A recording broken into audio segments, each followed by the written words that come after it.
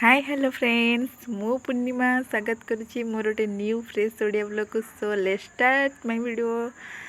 Then आज थिला Sunday husband नहीं आसले मार्केट रु माछ फरमाइश थिला आज खाइबे पखला तो सांग को माछ भजा तांकर फरमाइश कौन पूरण हम सी तो पड़े गोटे भोजी जो फिस्ट थिला देन ताको बापा काटी कुटी कर देथिले क्लीन एबे हलदी लुण गोला हो जाइए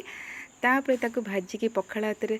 खाई देती माछ संग रसुण कंचा लंका दला कहीं खरार बसी शीत दिन पखाड़ खाए मजा ही किसी अलग। तापर बाकी थी माछ को भाजी देती भाजी सारा पर से ही तेल रे काटी रखि आलू को भाजी देती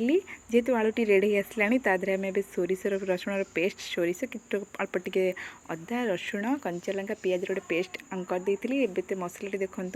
देदेकी हलदी लुण लंका नर्माली आम जमी दबा कथा देकी ही आम किसी कंचा सॉरी कंचा टमाटो कंचा पियाज आ ग्रीन मटर ऐड कर देती कि सब आम तरकारी किसी अलग किसी यूनिक करवा कि न्यू टेस्ट किसी आसो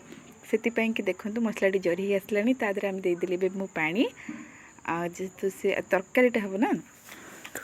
से तरकारी देखूँ फुटी आसला जेहेतु तरकारी आम हो आसला भाजी रखी माछ को बर्तन में पकईदेली